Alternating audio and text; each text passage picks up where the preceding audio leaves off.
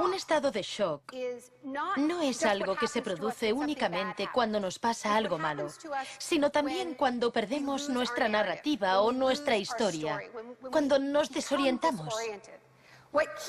Lo que nos mantiene orientados, alerta y a salvo del shock es nuestra historia.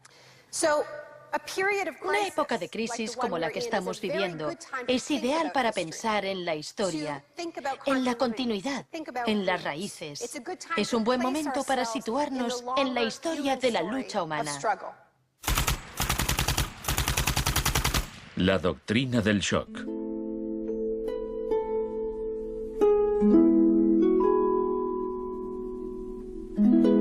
Todo empezó el 1 de junio de 1951, cuando representantes de agencias de inteligencia occidentales se reunieron en secreto con profesores universitarios en el Hotel Ritz-Carlton de Montreal.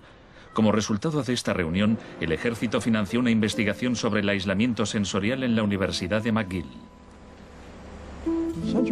El aislamiento sensorial es una forma de producir una monotonía extrema.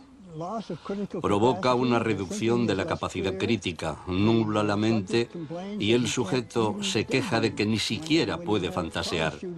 Y cuando un estudiante universitario no es capaz de fantasear, mal asunto.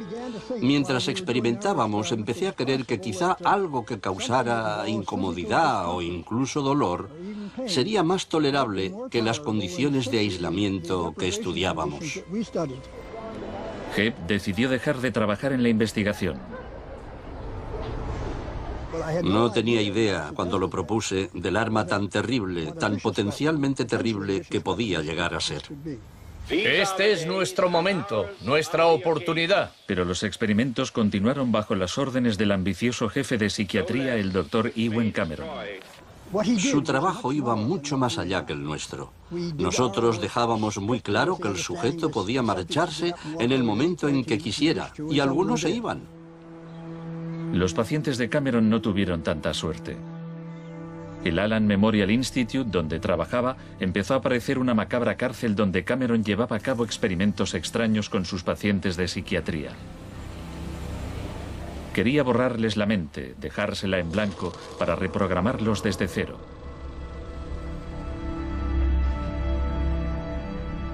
Janine Huart, una joven madre de 4 hijos, padecía una depresión posparto. Me entraban escalofríos cuando me decían: mañana te toca tratamiento de electrochoque.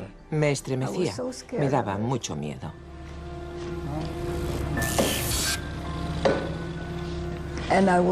Despertaba en otra habitación, totalmente confundida y triste. Y me quedaba muy afligida después. Iba por ahí caminando como una zombie. Cameron combinaba los electrochoques con las curas de sueño y la repetición de mensajes grabados.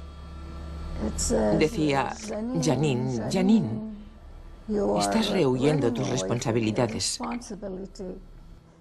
No quieres cuidar de tu marido ni de tus hijos. Lo repetía una y otra vez. Suena como si la interrogaran. Sí, como si me interrogaran, pero ¿con qué objeto? La CIA no tardó en poner en práctica los hallazgos de Cameron. Muchas de sus técnicas figuran en el manual Kubark de interrogatorios para el contraespionaje. He aquí unos fragmentos.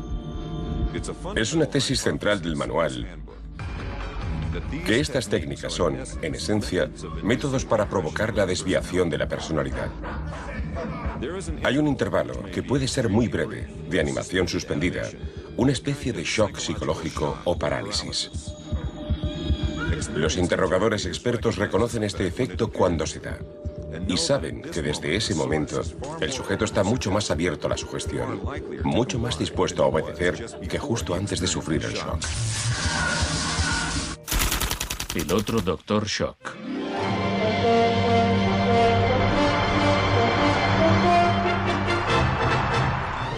En la misma época en que Ewen Cameron realizaba sus experimentos en Montreal, un partidario de otro tipo de shock trabajaba no muy lejos de allí. Milton Friedman era profesor de economía en la Universidad de Chicago. Creía que la terapia de shock económico impulsaría a las sociedades a aceptar un capitalismo más puro y desregulado. En octubre de 2008, durante la mayor crisis financiera desde 1929, Naomi Klein acudió a la Universidad de Chicago para hablar de Milton Friedman. Cuando Milton Friedman cumplió 90 años, la Casa Blanca de Bush organizó una celebración en su honor y todos pronunciaron discursos, incluido George Bush, pero el mejor fue el de Donald Rumsfeld. Mi cita favorita de ese discurso de Rumsfeld dice así: Milton es la encarnación de una realidad, la de que las ideas tienen consecuencias. La tesis que sostengo es que el caos económico que ahora mismo impera en Wall Street, en la América Media y en Washington, deriva de muchos factores, por supuesto, pero que entre ellos están las ideas de Milton Friedman. El crack de 1929 en Wall Street desencadenó la Gran Depresión de los años 30. En la base de las tesis de Friedman estaba su oposición a la política del New Deal anunciada por el presidente Franklin Roosevelt en su discurso de investidura. Nuestra prioridad es conseguir que la gente tenga trabajo. No es un problema insoluble si lo abordamos de forma inteligente y con valentía. Quiero expresar mi firme creencia de que no debemos temer a nada, excepto al miedo en sí. Influido por el economista John Maynard Keynes, Roosevelt puso en marcha un programa de empleo público para que la gente volviera a trabajar. Hoy la depresión no es más que un vago recuerdo. Millones de hombres y mujeres han encontrado trabajo y por consiguiente seguridad y esperanza. No fue tan sencillo. La depresión duró hasta la Segunda Guerra Mundial, pero después el Plan Marshall generalizó el modelo regulador e intervencionista de Keynes en Europa.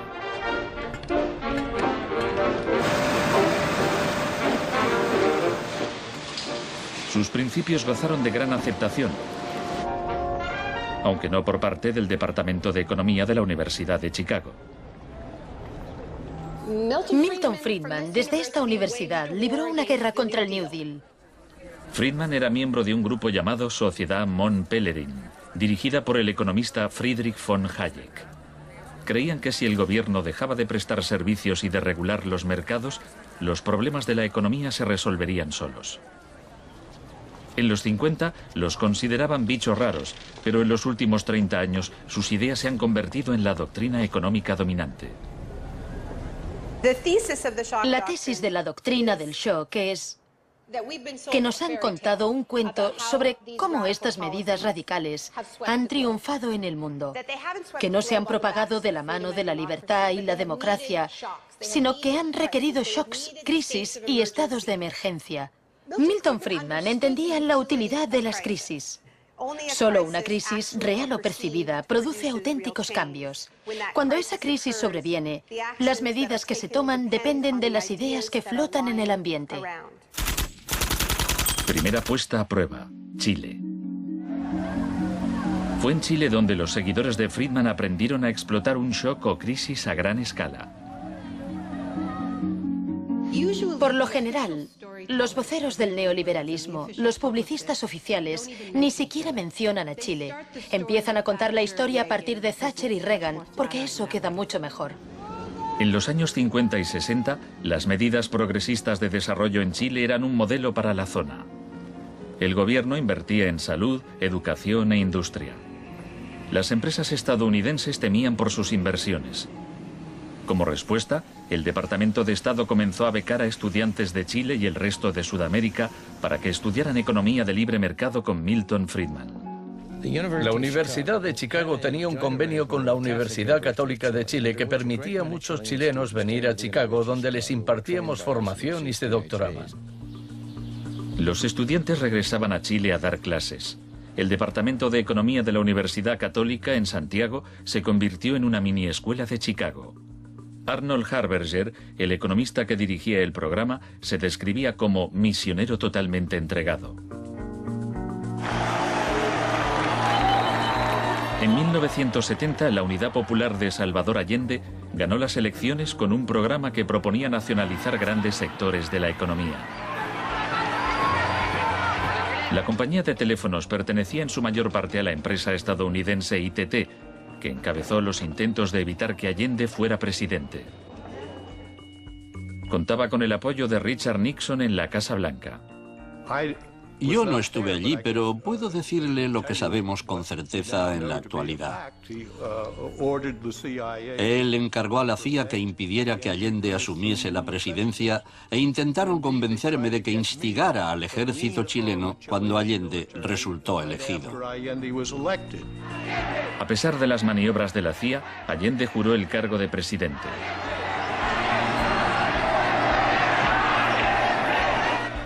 Richard Nixon ordenó al director de la CIA que hiciera gritar a la economía. El señor Nixon es presidente de Estados Unidos y yo soy presidente de Chile. Yo no tendré un término despectivo contra el señor Nixon mientras el señor Nixon respete al presidente de Chile. Comenzó a fraguarse un golpe militar. Los Chicago Boys chilenos se pusieron a trabajar en un programa económico de 500 páginas llamado El Ladrillo. Con dinero de Estados Unidos se hizo todo lo posible por desestabilizar la economía. Se declaró una huelga de camioneros que paralizó fábricas y tiendas. Hubo un golpe de Estado fallido el 29 de junio de 1973. Después, el 11 de septiembre, bajo el mando del general Pinochet, el ejército asaltó el Palacio Presidencial. El shock de la guerra. Chile había disfrutado durante 41 años ininterrumpidos de un régimen democrático que estaba siendo derrocado por medio de la violencia. Para Pinochet y sus partidarios el golpe era una guerra, y desde luego estaba concebido para parecerlo. Fue el precursor chileno de la doctrina militar de shock y pavor.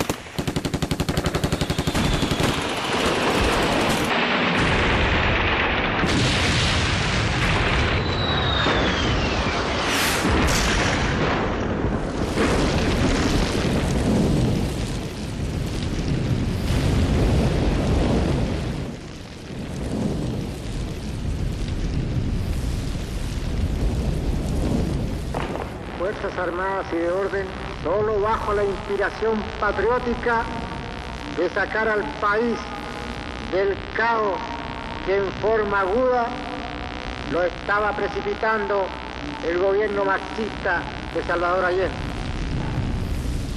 Los Chicago Boys entregaron a Pinochet el ladrillo, su plan económico.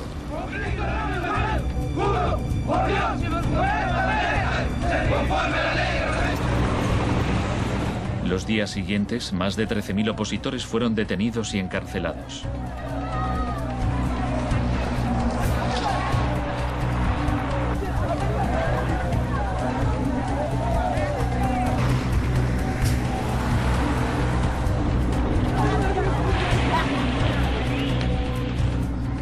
Recluyeron a miles de presos en el Estadio Nacional y a muchos los torturaron. El mundo fijó su mirada en Chile. ¿Cuántas personas?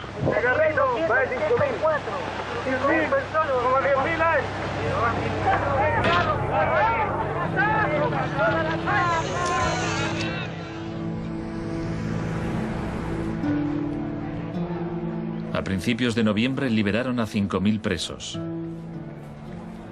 A los 900 que quedaron los trasladaron a otros centros de detención.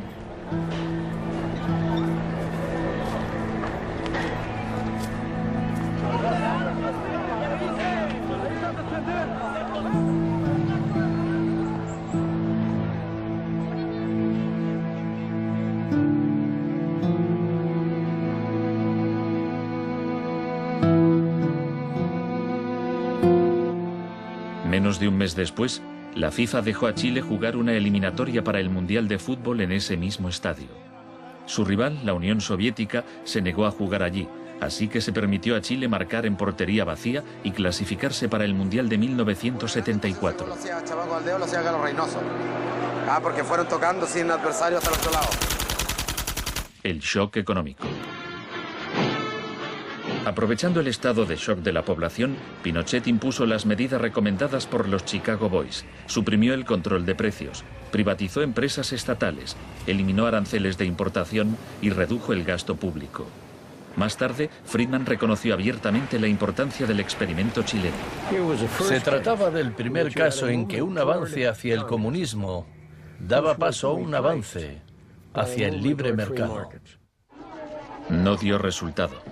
Al cabo de un año había una inflación del 375% anual, la más alta del mundo. Así que en marzo de 1975, Arnold Harberger y Milton Friedman volaron a Santiago. Empleó una expresión que nunca se había utilizado en el contexto de una crisis económica mundial. Exigió un tratamiento de shock. Dijo que él era como un médico que iba a ayudar a un país asolado por una epidemia y simplemente recetaba el remedio. Friedman escribió que el general Pinochet se mostraba receptivo a la idea de un tratamiento de shock, aunque era evidente que le preocupaba el paro temporal que podía causar.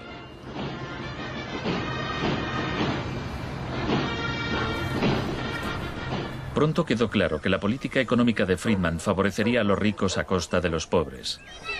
Se calculaba que una familia que intentara subsistir con el salario mínimo tendría que gastar el 74% de sus ingresos en pan. Viajar en autobús o beber leche se había convertido en un lujo. Pinochet acabó con la distribución gratuita de leche en las escuelas, disposición similar a la polémica medida que había tomado la joven ministra de Educación británica que más tarde sería su amiga. ¿Me siento aquí? Gracias. Muchas gracias. Para poder imponer estas políticas económicas, había que sembrar el miedo hacia un enemigo. Tampoco creo que se haya triunfado totalmente sobre el marxismo. El marxismo es como un fantasma. Cuesta mucho tomarlo. Mejor dicho, no se puede tomar.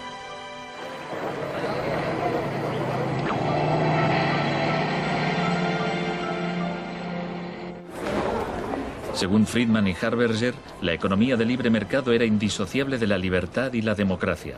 Pero en Chile, donde sus ideas se estaban aplicando en el contexto de una dictadura militar, no era así. Muchos latinoamericanos veían una relación directa entre los shocks económicos que empobrecían a millones de personas y las torturas infligidas a quienes creían en una sociedad distinta. Orlando Letelier era uno de ellos. Letelier había sido embajador de Allende en Washington. Pasó un año en una de las cárceles de Pinochet antes de exiliarse en Estados Unidos. En 1976, Letelier escribió: "El plan económico tenía que imponerse por la fuerza, y en Chile esto solo podía conseguirse por medio de miles de asesinatos, el establecimiento de campos de concentración por todo el país y el encarcelamiento de más de 100.000 personas en 3 años.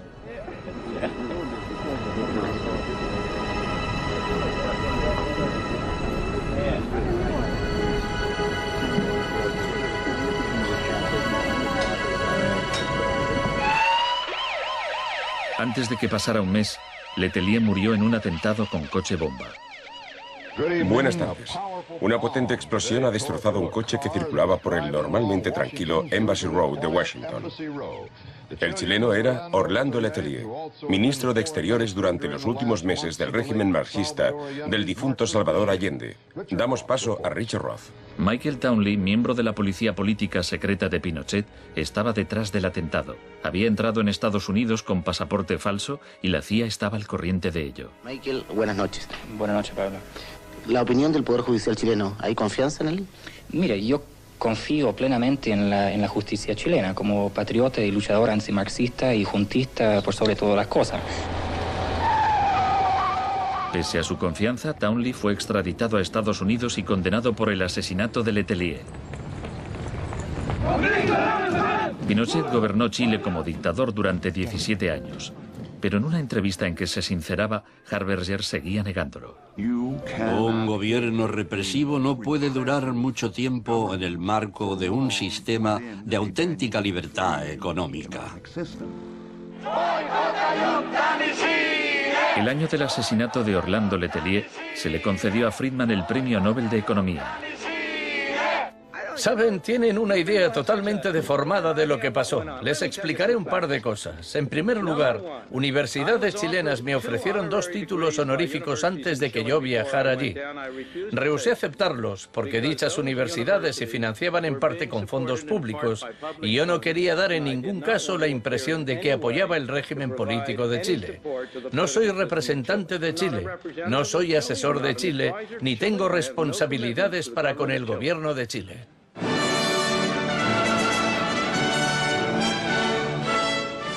Y ahora le cedo la palabra al profesor Milton Friedman. Friedman, vete a casa. Friedman, vete a casa.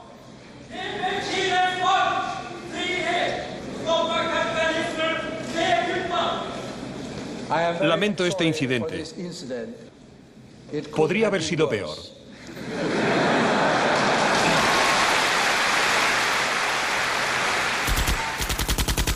La revolución se propaga. El propósito de la doctrina del shock es contar una historia alternativa de cómo esa oleada salvaje de capitalismo puro e incontrolado que estamos viviendo llegó a dominar el mundo. Chile no fue el único país de Sudamérica que adoptó las políticas de la Escuela de Chicago. Los seguidores de Friedman ocupaban cargos clave en Brasil y asesoraban el gobierno de Uruguay. Entonces, el 24 de marzo de 1976, un golpe militar derrocó al gobierno de Isabel Perón en Argentina. Una junta de 3 generales tomó el poder bajo el mando del general Videla. Los Chicago Boys accedieron a puestos económicos relevantes en el gobierno militar. Aprovecharon la oportunidad para introducir importantes reformas económicas y sociales. Un año después del golpe, los sueldos habían perdido el 40% de su valor, se cerraban fábricas y la pobreza se disparó. Como en Chile, hubo que aterrorizar al pueblo para que aceptara estas medidas económicas. Videla aprendió de la experiencia de Pinochet. Adoptó la táctica de hacer desaparecer personas. Para equilibrar el terror público y privado, llevaban a cabo los secuestros en plena luz del día y después siempre podían negarlos. Fue necesario cumplimiento de la misión que la nación le tiene asignada, articular la defensa de la sociedad argentina. Las reglas de esta guerra no convencional, que no buscamos ni provocamos, son distintas. Muchas de las técnicas empleadas por los militares chilenos y argentinos las habían aprendido en la Escuela de las Américas, dirigida por Estados Unidos. Enseñaban técnicas de tortura. Violar a la víctima, desnudarla, herirla con objetos punzantes, romperle extremidades, sacarle los ojos, marcarla a fuego. En Latinoamérica hay regímenes que violan hoy en día los derechos humanos. Practican asesinatos políticos, torturas, deportaciones, encarcelamientos sin juicio, que son técnicas aprendidas en este centro. Quizás sea así. Si me dice que lo que enseñamos aquí se ha llevado a la práctica, no se lo negaré. El uso de la tortura contra un soldado enemigo conocido para obtener algún tipo de ventaja militar me parece justificable y acertado.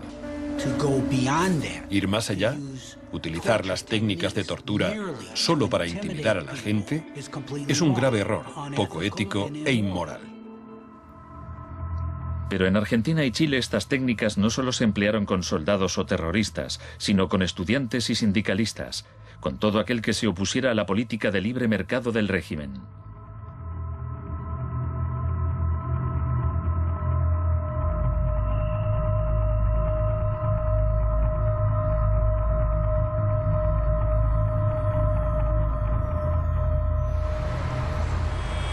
En 1978, la Junta de Argentina fue anfitriona del Mundial de Fútbol. La final se jugó en un estadio que estaba aproximadamente a 1 kilómetro del mayor centro de detención del país, donde había miles de presos en cámaras de tortura. Decir que con los goles, con el grito de gol, se tapaba la voz de los secuestrados, los gritos de los secuestrados era una realidad. Organización extraordinaria, miles y miles de banderas, miles y miles de gargantas enronquecidas, 25 millones de argentinos que tienen un solo color, el celeste y blanco. El fútbol ha hecho el milagro del país, de este maíz maravilloso que nos siguen atacando a aquellos que... Argentina llevó su régimen de terror un paso más lejos que Chile. Entre los desaparecidos había cientos de mujeres embarazadas a quienes les permitieron dar a luz antes de asesinarlas. De todas aquellas mujeres que estaban embarazadas, les permitieron tener a sus hijos para una vez que nacieran, sacárselos. Y eso sucedió con 500. Yo soy uno de esos 500. Esos niños, muchos de los cuales fueron criados por familias afines al ejército, eran un escalofriante recordatorio del proyecto de la Junta de rehacer toda la sociedad.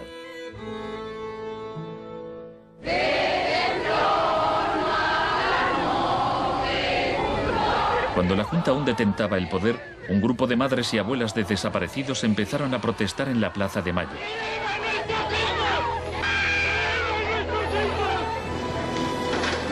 Como detectives buscaron a los niños perdidos.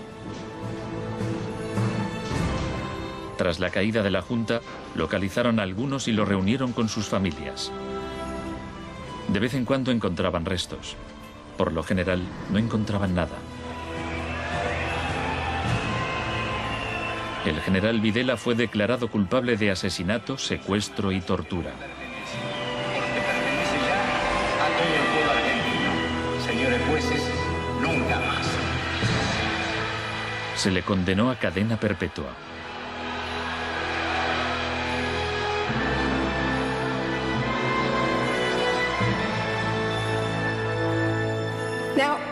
Estos primeros experimentos en Latinoamérica plantearon a Friedman y a sus acólitos un serio problema ideológico. Friedman había prometido que sus medidas no solo enriquecerían aún más a la élite, sino que crearían la sociedad más libre posible, que aquella era una guerra contra la tiranía, que el capitalismo y la libertad iban juntos. Sin embargo, vemos que en los 70 los únicos países que ponían en práctica esas ideas eran dictaduras militares. Nixon había dado todo su apoyo a la imposición de ese liberalismo brutal por parte de las dictaduras sudamericanas. En cambio, el caso de la política económica dentro de Estados Unidos, donde Nixon se estaba jugando la reelección, era harina de otro costal. La escuela de Chicago y el mundo anglosajón. Friedman mantenía una relación cordial con Nixon. Varios de sus colegas y discípulos de la escuela de Chicago obtuvieron cargos en el gobierno. Entre ellos Donald Rumsfeld. Con la ayuda de Dios. Enhorabuena. Gracias. En 1971, en plena depresión económica, Nixon dejó a un lado las ideas de Friedman e instauró una política de control de precios y salarios. Puso a Rumsfeld al cargo. Es en esencia una cuestión de oferta y demanda. Hace tiempo que me opongo al control de salarios y precios. Creo que implica la injerencia del gobierno en la libertad individual y me parece intolerable. La política keynesiana tuvo éxito y Nixon salió reelegido con una victoria aplastante. Fue un duro golpe para Friedman. Más tarde, en 1979, Margaret Thatcher fue elegida primera ministra en Gran Bretaña. Su gurú intelectual era el viejo mentor de Milton Friedman, Friedrich von Hayek. Poco más de un año después, Ronald Reagan ganó las elecciones presidenciales de Estados Unidos. Ahora, tanto Gran Bretaña como Estados Unidos estaban en manos de friedmanitas declarados. El programa con que Margaret Thatcher llegó al poder se basaba en 4 puntos: recortar el gasto público, bajar los impuestos, reducir el número de empresas estatales o paraestatales, desregular la industria e introducir una política monetaria moderada y estable para combatir la inflación. Durante sus primeros 3 años en el poder, el paro se duplicó en ciertos sectores, lo que provocó oleadas de huelgas. El índice de popularidad de Thatcher cayó hasta el 25%. Estallaron disturbios en las principales ciudades británicas. Hasta los admiradores de Thatcher albergaban ciertas dudas. Los resultados económicos de la administración Thatcher son desiguales.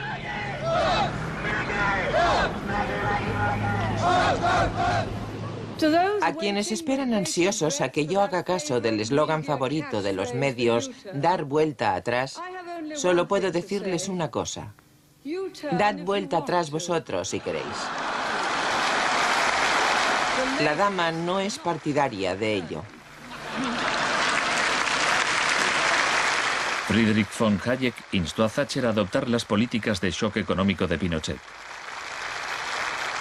Ella replicó: en Gran Bretaña, con sus instituciones democráticas y su necesidad de un alto grado de consenso interno, algunas medidas tomadas en Chile son del todo inaceptables. La enorme impopularidad de Thatcher demostraba una vez más que el fundamentalismo del libre mercado era demasiado impopular y perjudicaba directamente a demasiada gente como para sobrevivir en un sistema democrático que requería el consentimiento de los gobernados, a diferencia de una dictadura militar. Lo que sacó a Thatcher del abismo y salvó finalmente el proyecto fue una crisis, la crisis suprema, de hecho, una guerra. Estamos aquí porque, por primera vez en muchos años, un territorio de soberanía británica ha sido invadido por un país extranjero. El gobierno ha decidido que un importante destacamento zarpe en cuanto se hayan ultimado todos los preparativos. El acorazado Invincible irá en cabeza. La mayoría de los británicos ni siquiera había oído hablar de las Malvinas, pero cuando Argentina invadió el pequeño archipiélago a miles de kilómetros de distancia, en el Atlántico Sur, Thatcher aprovechó la ocasión para hacer honor al apodo Dama de Hierro. Caballeros, me dicen que la bandera blanca ondea sobre Stanley. La guerra terminó menos de 3 meses después. Cuando las tropas regresaron al Reino Unido, las celebraciones patrióticas inundaron el país. Thatcher ganó las elecciones de 1983 por amplia mayoría. Esto le permitiría aplicar una forma de terapia de shock económico como la impuesta en Chile.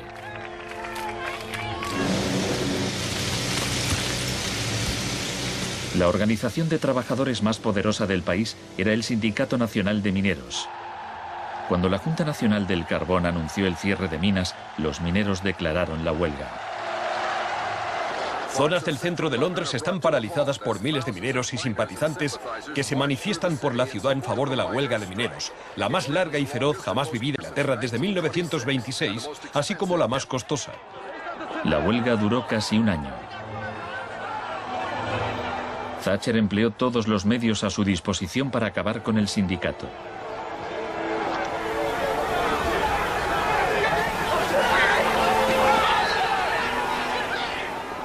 Al final, los mineros fueron derrotados.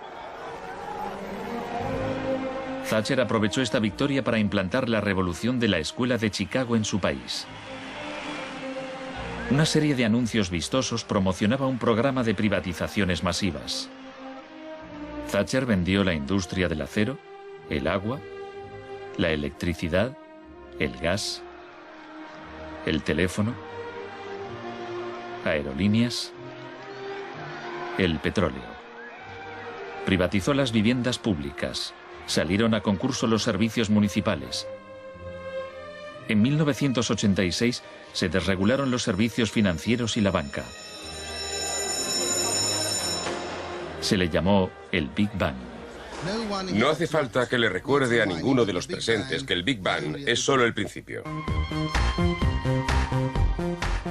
En el Reino Unido, antes de Thatcher, un gerente general ganaba 10 veces más que el empleado medio. En 2007 ganaba más de 100 veces más.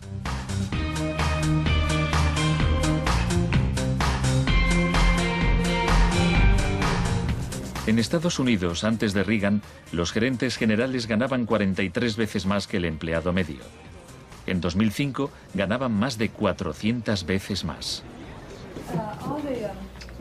Friedman reconocía abiertamente que Thatcher y Reagan estaban haciendo mucho por difundir la doctrina de la Escuela de Chicago en el mundo. Por aquí, señor Reagan.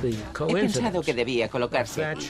La coincidencia en el tiempo de los mandatos de Thatcher y Reagan fue sumamente importante para la aceptación pública en todo el mundo de un enfoque distinto de la política económica y monetaria. Muchas gracias. Voy a describirles un plan y una esperanza a largo plazo.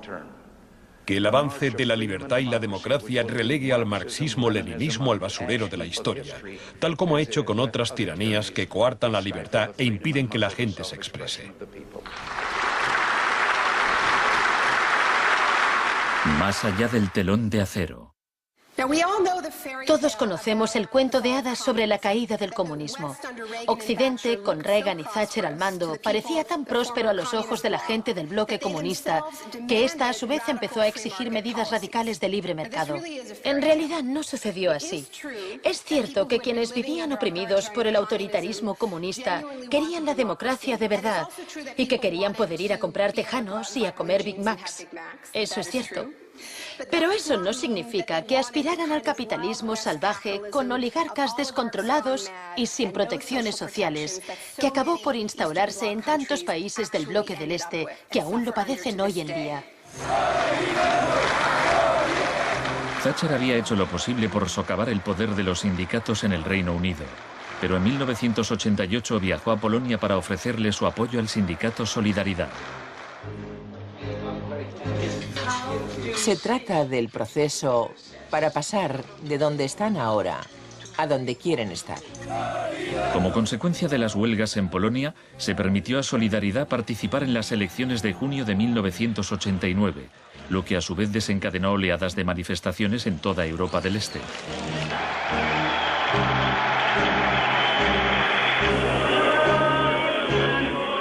En épocas anteriores, la Unión Soviética había utilizado la fuerza para aplastar los movimientos democráticos. Pero ahora la URSS tenía un líder distinto, Mikhail Gorbachev, impulsor de la Glasnost y la Perestroika. Hablaba de una tercera vía, de una transición gradual hacia una socialdemocracia a la escandinava, algo a medio camino entre el capitalismo de libre mercado y el comunismo. Gorbachev cautivó al público y los políticos de Occidente.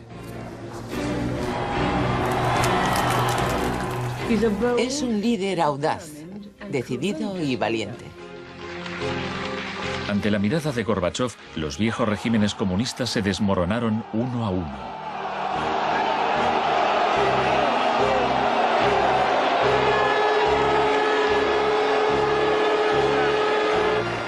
A finales de año, el símbolo más famoso de la división de Europa fue derribado.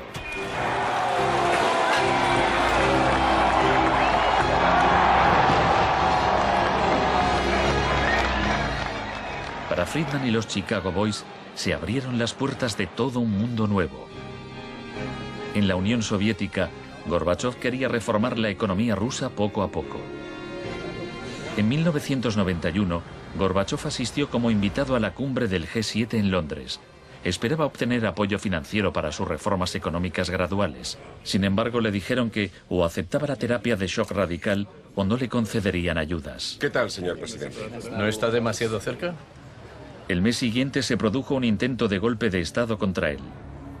Miembros del sector duro del Partido Comunista pusieron a Gorbachev bajo arresto domiciliario en su casa de veraneo de Crimea.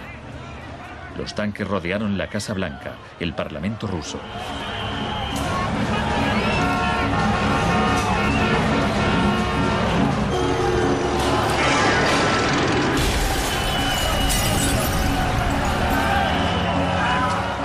En En el caos de los enfrentamientos callejeros, era evidente que, para reforzar su posición, el sector duro debía recurrir a la violencia.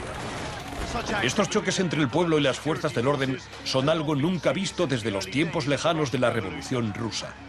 Hoy, cuando amanecía sobre un mar de escombros, empezaba a quedar claro que el golpe se estaba desmoronando. El edificio del Parlamento ruso estaba a salvo. El ejército no había intervenido. Y en el interior, Yeltsin tenía más poder que nunca.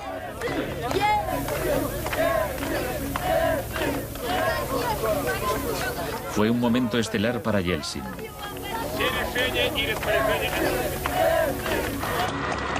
Gorbachov fue puesto en libertad y regresó a Moscú, pero había perdido buena parte del poder. Aplaudo los elevados principios del pueblo ruso y también los del presidente Boris Yeltsin. En diciembre de 1991 se disolvió la Unión Soviética, un shock profundo para el pueblo ruso. Yeltsin se hizo cargo entonces de la política económica de la Federación Rusa. El libre mercado llegó a Rusia y con él el caos. La adopción de las doctrinas de la Escuela de Chicago por parte de Rusia marcó el principio de un nuevo capítulo en la cruzada por el libre mercado. Fue shock en estado puro, sin nada de terapia. Pese a los intentos oficiales por promover el capitalismo popular, lo cierto es que un puñado de empresarios amasó grandes fortunas. Se vendieron empresas estatales a precio de saldo. La prensa rusa apodó a los asesores de Yeltsin los Chicago Boys.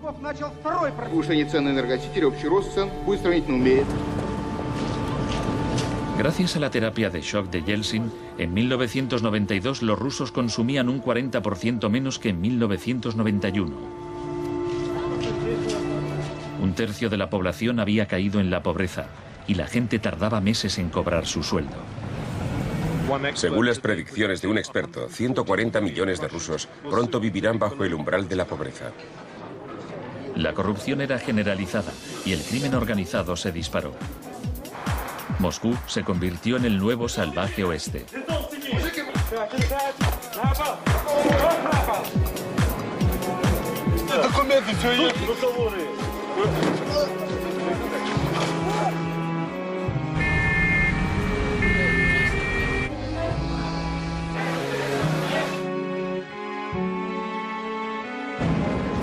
La mayoría de los rusos se oponía a que el radicalismo de los Chicago Boys se implantase en su país. En marzo de 1993, el Parlamento tomó una decisión crucial. Votó a favor de retirarle a Yeltsin los poderes especiales que le había otorgado. Yeltsin instauró un régimen especial. El Tribunal Constitucional lo declaró ilegal.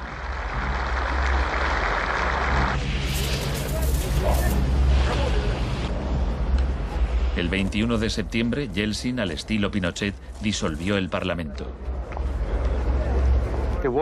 A partir de hoy quedan suspendidas las funciones legislativas, administrativas y de control del Parlamento de la Federación Rusa. Occidente puso su influencia al servicio de Yeltsin. Creemos que Boris Yeltsin es la mayor esperanza para la democracia en Rusia. 2 días después, el Parlamento votó a favor de destituir a Yeltsin por 636 votos a 2. Miles de partidarios del Parlamento se congregaron frente a la Casa Blanca e intentaron tomar la televisión.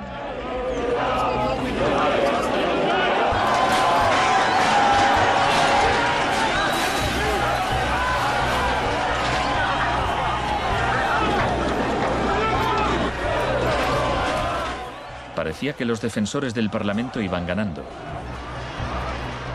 Yeltsin voló de regreso a Moscú de su casa vacacional. Esa noche, 100 manifestantes murieron en los enfrentamientos con las fuerzas de Yeltsin.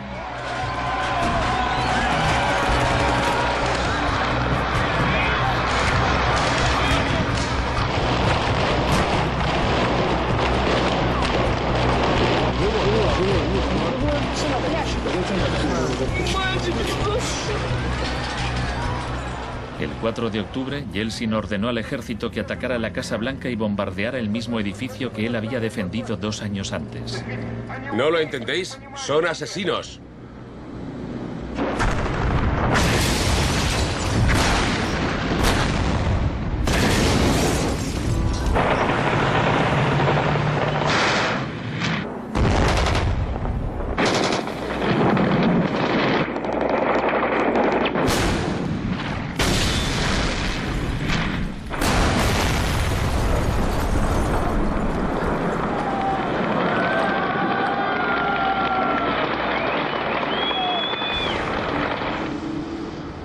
Warren Christopher, el secretario de Estado norteamericano, dijo: Estados Unidos no suele apoyar la suspensión de parlamentos, pero corren tiempos excepcionales.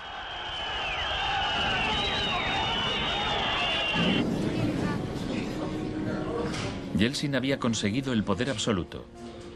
Asesorado por sus Chicago Boys, practicó un capitalismo de amigotes. Se pusieron a la venta más industrias estatales, y así nació una nueva clase de empresarios multimillonarios con influencia política, los oligarcas. En 1998, el 80% de las granjas rusas estaba en quiebra y 70.000 fábricas estatales habían cerrado.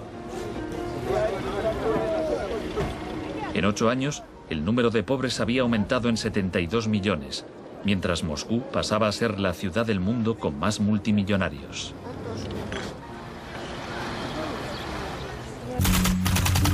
Un nuevo enemigo.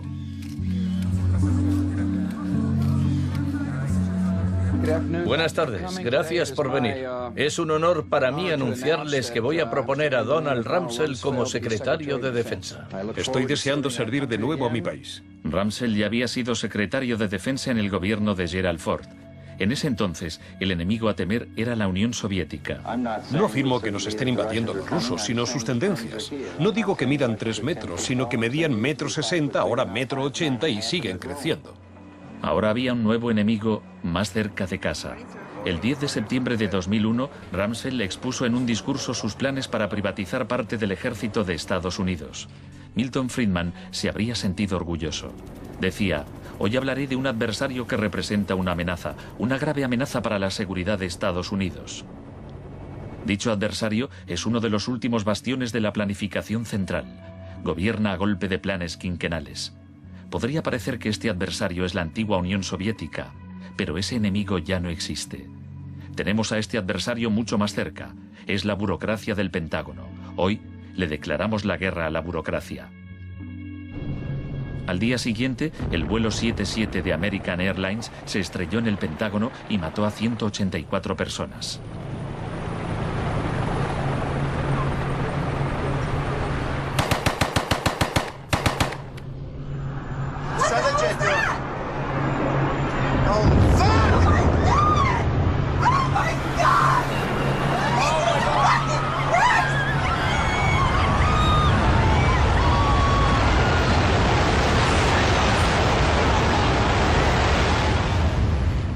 Piensen en la sensación de la gente tras los atentados.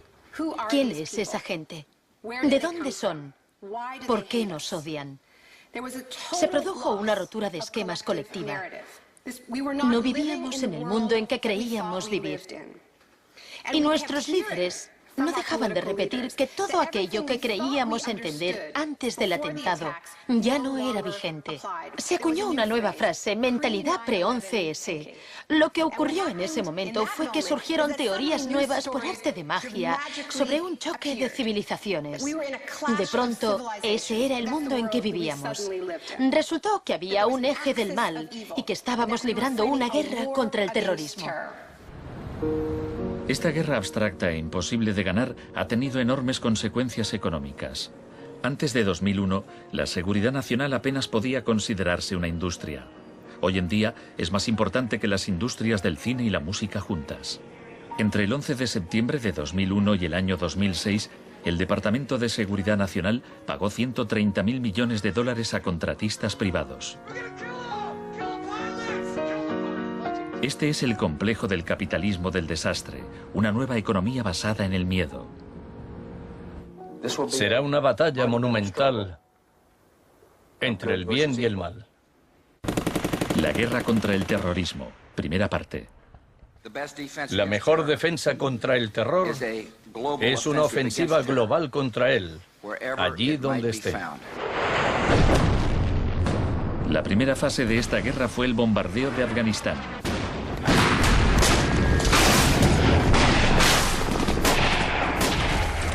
El gobierno talibán fue derrocado rápidamente.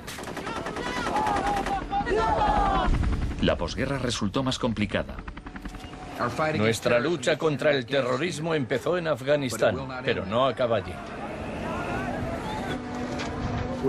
Buscamos sobre todo detenidos que nos sirvan para extraerles información.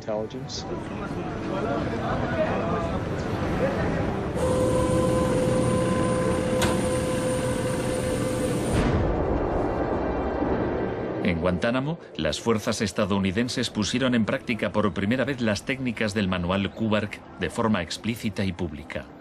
Oficialmente aprobadas por la Casa Blanca, fueron mostradas abiertamente por televisión en todo el mundo. El aislamiento, tanto físico como psicológico, debe mantenerse desde el instante de la captura. La capacidad de resistir se ve reducida por la desorientación. Los presos deben guardar silencio en todo momento y jamás se les debe permitir hablar entre sí. 3 de los presos, Asif Iqbal, Rual Ahmed y Shafiq Rasul, eran de Tipton, Inglaterra. Pasaron más de 2 años en Guantánamo antes de que los liberasen sin cargos. No te dejaban hablar con nadie, ni hacer nada, ni estar de pie. Te obligaban a pasarte todo el rato ahí sentado. Yo pensaba, ¿qué demonios está pasando? ¿Dónde estoy? ¿Pasaremos aquí el resto de nuestra vida? ¿Podremos regresar a casa, volver a ver a nuestra familia? De los 779 presos retenidos en la bahía de Guantánamo, solo 3 han sido condenados por algún delito.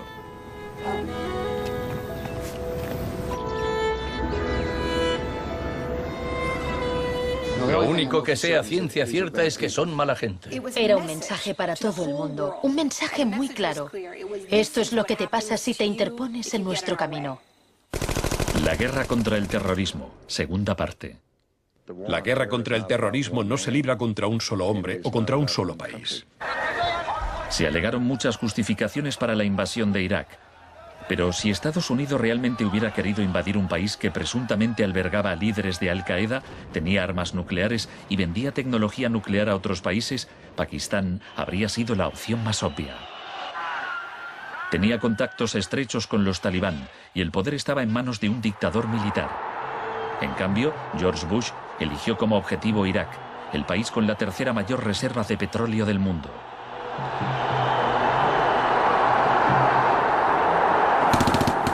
La guerra como tortura de masas. Los planes de guerra del Departamento de Defensa no son como los de la Guerra del Golfo. Están más en la línea de la invasión de Panamá de 1989. Según ha podido saber la CBS, se iniciará en el llamado Día A con A de ataques aéreos, ataques tan devastadores que hará que los soldados de Saddam no puedan ni quieran oponer resistencia.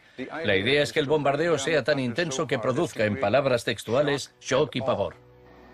Si el Pentágono se ciña a su plan de guerra actual, en un día de marzo, la aviación y la armada lanzarán entre 300 y 400 misiles de crucero contra objetivos en Irak, más que en los 40 días que duró la primera guerra del Golfo. Será un ataque de una magnitud nunca antes vista, nunca antes prevista. Harlan Ullman es uno de los artífices del concepto shock y pavor, que consiste en lanzar un gran número de bombas guiadas de precisión. Esto produce un efecto inmediato, como el de las bombas nucleares de Hiroshima. No es cuestión de días o de semanas, sino de minutos.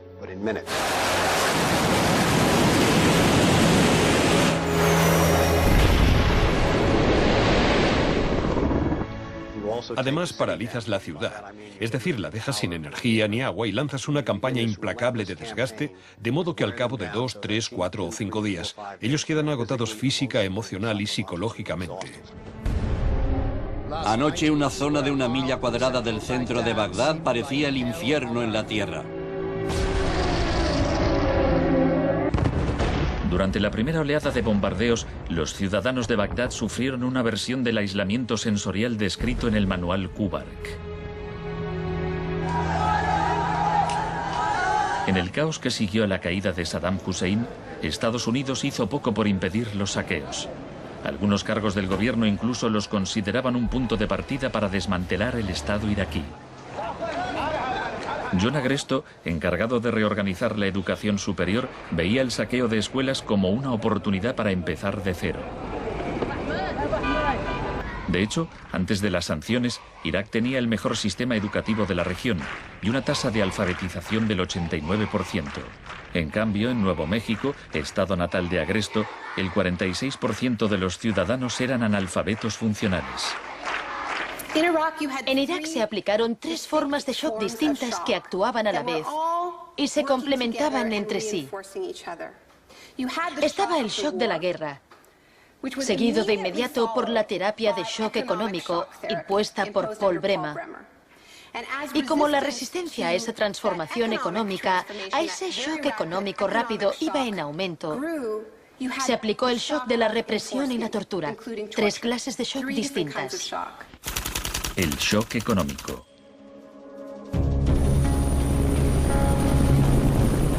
En mayo de 2003, Paul Bremer fue nombrado enviado presidencial de Estados Unidos a Irak.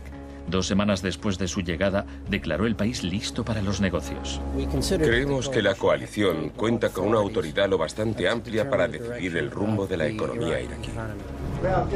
Bremer sabía poco sobre Irak, pero mucho sobre el capitalismo del desastre. Había fundado la Crisis Consulting Practice en los inicios del boom de la seguridad nacional. Hoy es un día muy importante en Bagdad.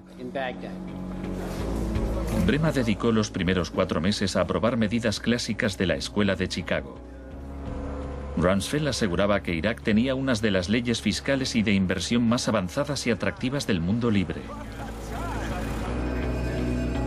Una de las primeras disposiciones de Bremer fue despedir a 500.000 empleados públicos. Se trataba en parte de un acto de desbaacificación, pero reducir el gobierno era también algo muy friedmanita. Se prometieron fondos para la reconstrucción. Nuestra inversión en el futuro de Afganistán e Irak es el mayor compromiso de estas características desde el Plan Marshall. En realidad, era justo lo contrario. Mientras que el fin del Plan Marshall era impulsar la industria europea, la ayuda a Irak se invirtió en empresas de Estados Unidos.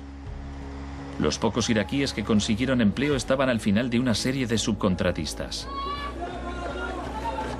Creative Associates se hizo con contratos por valor de $100 millones para esbozar el programa de estudios e imprimir libros de texto para el sistema educativo. La consultora en gestión y tecnología Bearing Point obtuvo contratos por valor de $240 millones para implantar un sistema de libre mercado en Irak. RTI, con sede en Carolina del Norte, logró contratos por $466 millones para asesorar sobre la instauración de la democracia en Irak. Y a Halliburton se le adjudicaron contratos de coste más incentivos por $20.000 millones. Parsons recibió $186 millones para construir 142 clínicas sanitarias. Solo se terminaron 6.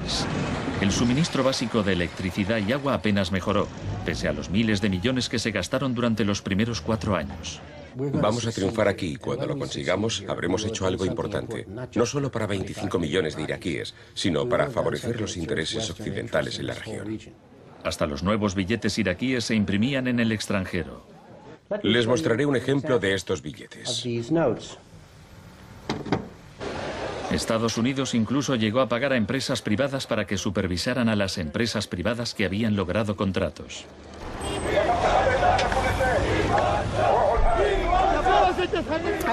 Estuve en Bagdad en 2004, cuando empezaban a cometerse atentados con frecuencia. De hecho, la noche en que llegué, una bomba estalló muy cerca del hotel. Pero lo que más me impactó entonces fue que, a pesar de la violencia y del caos, los iraquíes salieron a la calle a protestar al día siguiente. 19 muertos y 100 heridos en Nayaf. Lo que pedían en esa época era elecciones, tener voz y voto en el desarrollo de la era post-Saddam. En los primeros días de la ocupación, las protestas eran pacíficas, pero a medida que pasaba el tiempo, como las protestas no daban resultado, cada vez más iraquíes se unían a la resistencia armada.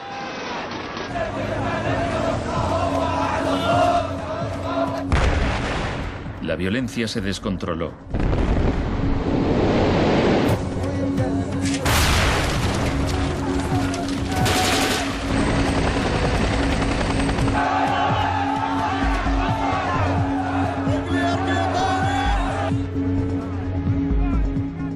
Como había ocurrido en Sudamérica 3 décadas antes, se dejaban cuerpos en la cuneta a modo de advertencia. Eran los desaparecidos de Irak.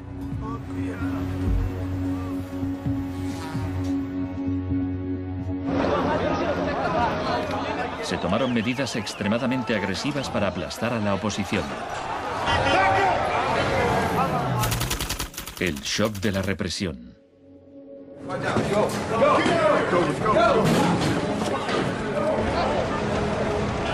Durante los primeros 3 años y medio de la ocupación, se capturó a 61.500 iraquíes. En la primavera de 2007, 19.000 seguían detenidos.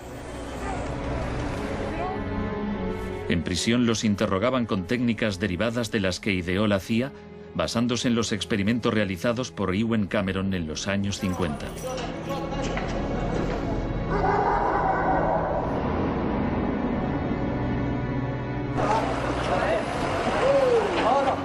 Según la Cruz Roja, altos cargos del ejército estadounidense admitieron que entre el 70 y el 90% de las detenciones en Irak fueron errores.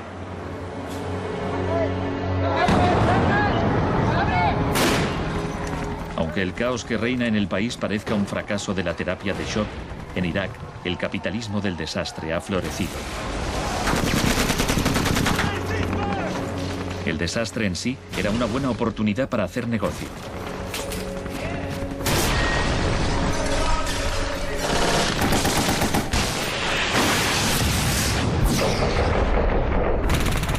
El negocio de la guerra.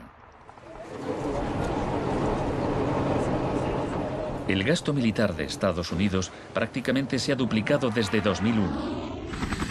Se acerca a los 700.000 millones de dólares al año. Ya en 1961, el presidente Eisenhower, que no era precisamente de izquierdas, advirtió del peligro de un ejército demasiado poderoso. La conjunción de una estructura militar inmensa y de una gran industria de armamento es algo nuevo en la historia de Estados Unidos. Debemos precavernos contra una adquisición de influencia injustificada, deliberada o no, por parte del complejo industrial militar. No debemos permitir jamás que esa combinación suponga un riesgo para nuestras libertades o nuestros procesos democráticos. La guerra de Irak ha sido el conflicto más privatizado de la historia contemporánea. La zona verde de Bagdad es una versión extrema de lo que está pasando en todo el mundo. Se trata de una zona privada y segura, protegida del caos exterior.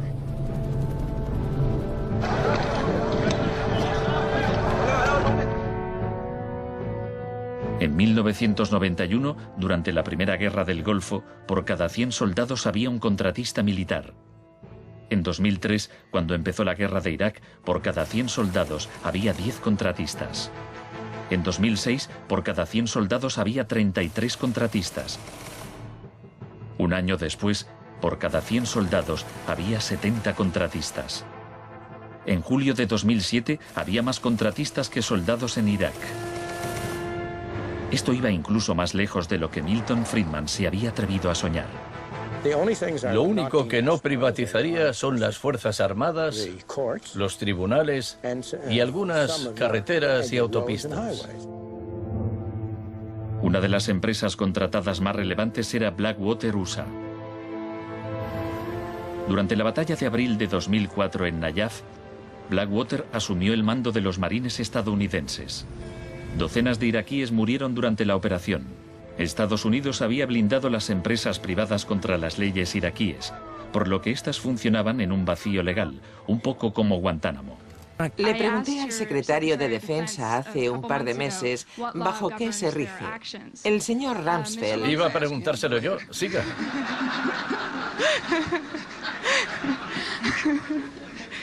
¡Socorro! Iba... Del mismo modo que la terapia de shock de Cameron dejaba a los pacientes confundidos y deshechos, los múltiples shocks infligidos a Irak redujeron al país a un estado de anarquía y violencia sectaria.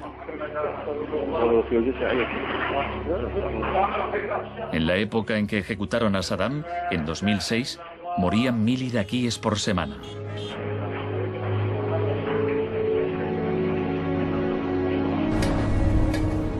En abril de 2007, la Agencia de la ONU para los Refugiados calculaba que 4 millones de personas habían tenido que abandonar su hogar.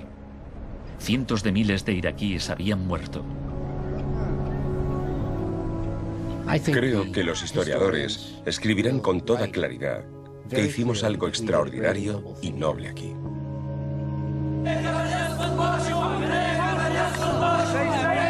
Esta es una manifestación contra el terrorismo americano. Los americanos arrestan y matan a mujeres y niños, insultan a los ancianos y matan a los jóvenes. América es terrorismo, América es terrorismo.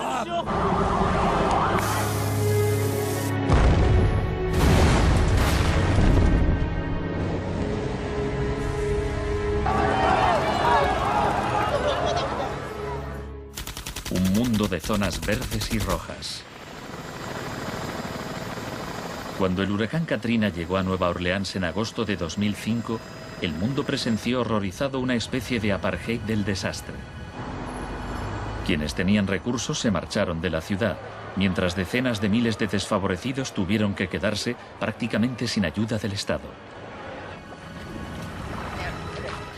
Fui a Nueva Orleans cuando la ciudad todavía estaba inundada y descubrí que lo que había visto en Irak se repetía, no en un período de posguerra, sino después de un terrible desastre natural. Milton Friedman murió en 2006. La última recomendación que hizo sobre política oficial aparece en un artículo que publicó en el Wall Street Journal 3 meses después del Katrina. Dice, la mayor parte de las escuelas de Nueva Orleans están en ruinas y también las casas de los alumnos. Los niños se han dispersado por todo el país. Es una tragedia y también una oportunidad para introducir reformas radicales en el sistema educativo. Proponía privatizar completamente los colegios de la ciudad. Era su canto del cisne.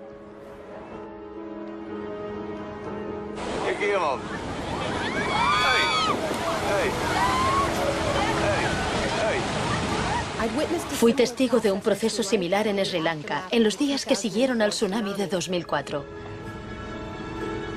A gente que había vivido en la costa desde hacía generaciones se le impidió volver a fin de poder privatizar los terrenos y venderlos a hoteles de lujo.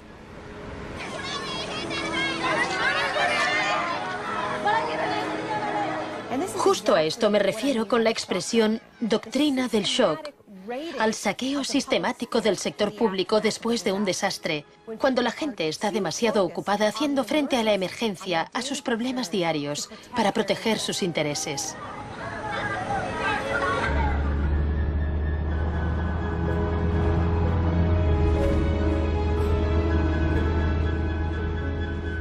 Tal vez el primer acto de resistencia sea negarnos a impedir que borren la memoria colectiva. En 2008, Naomi Klein visitó Villa Grimaldi con Isabel Morel, viuda de Orlando Letelier. Villa Grimaldi es un monumento a la crueldad del régimen de Pinochet y a su posterior derrota. Villa Grimaldi fue el principal centro de tortura mientras se buscaba implementar la política de shock económico. Esta es la que tú señalas en el libro como las casas de uno por uno donde estaban los detenidos en Villa Grimaldi. No le tenía ningún cariño a Pinochet, pero considero que fue nuestro maestro en muchos sentidos. Aprendimos qué era el mal.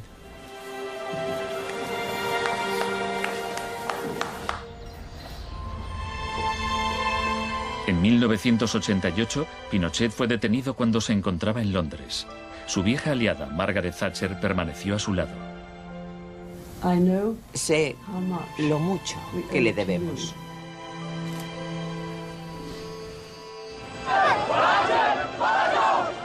Hicieron falta 30 años para que el experimento económico que Pinochet fue el primero en probar diera la vuelta al mundo hasta Irak.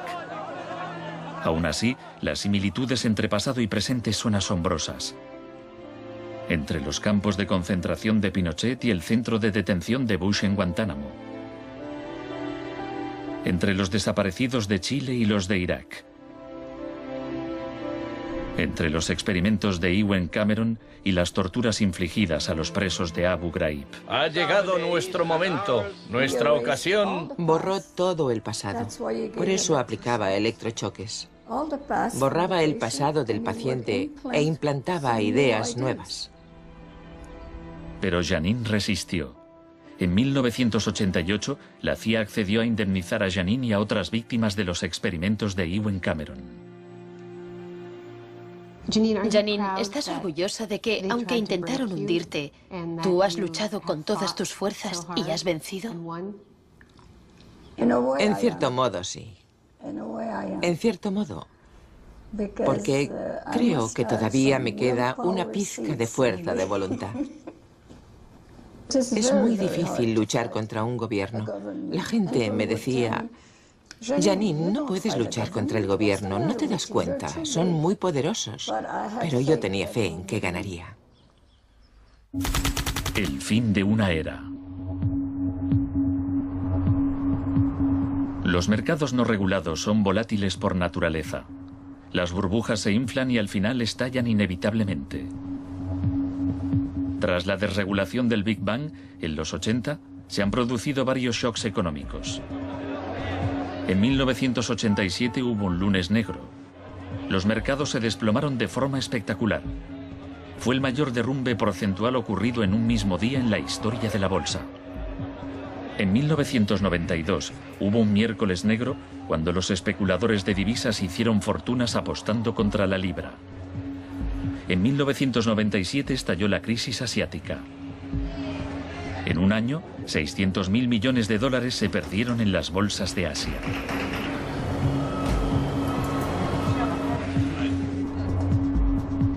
Y finalmente, en septiembre de 2008, los mercados financieros implosionaron.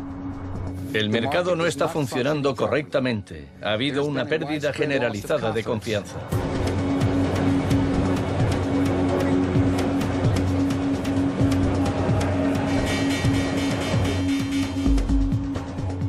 El 15 de septiembre, Lehman Brothers se acogió al capítulo 11 de la Ley de Quiebras. Solo una semana después, se anunció que los empleados de sus oficinas en Nueva York cobrarían 2.500 millones de dólares en primas. Se calcula que empresas de Wall Street pagaron 18.400 millones en primas el año del crack. Pese al torrente de retórica populista de quienes dicen plantar cara a los peces gordos y defender a los ciudadanos sencillos y no a Wall Street, nos encontramos ante una transferencia de riqueza de proporciones incalculables. Se está transfiriendo riqueza del sector público, de las manos del gobierno, que la ha recaudado de la gente de a pie en forma de impuestos, a manos de las empresas y los individuos más ricos del mundo. Huelga decir que son los mismos individuos y empresas responsables de la crisis. Nos encontramos en medio de un tsunami crediticio imprevisible. He encontrado un fallo cuyo alcance y duración ignoro, pero es algo que me tiene muy inquieto. En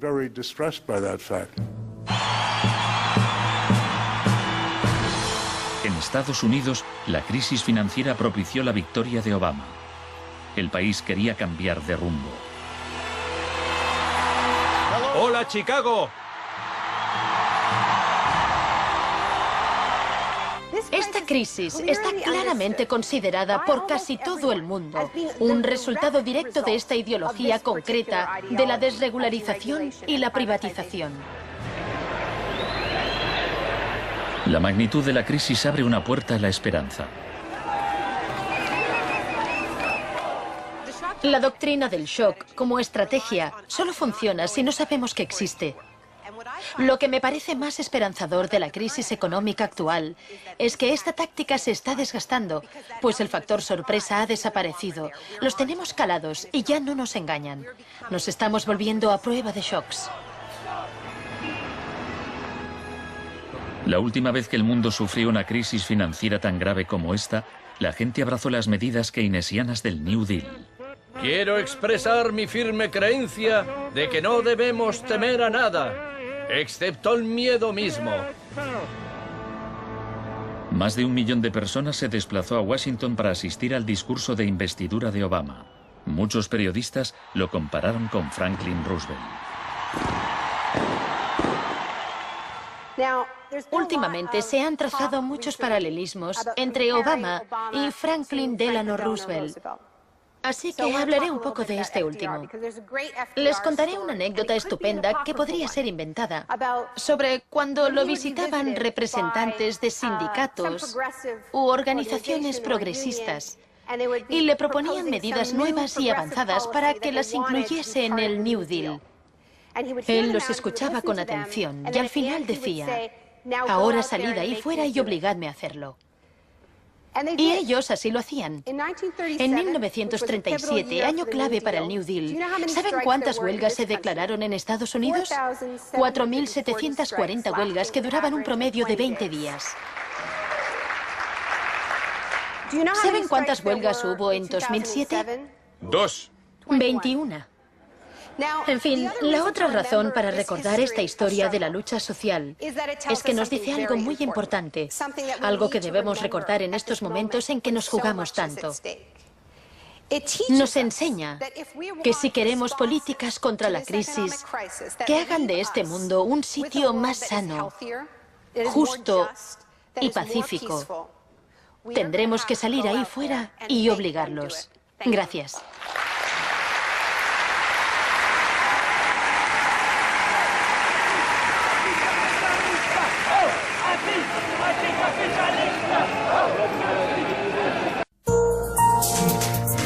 Volvemos en 2 minutos.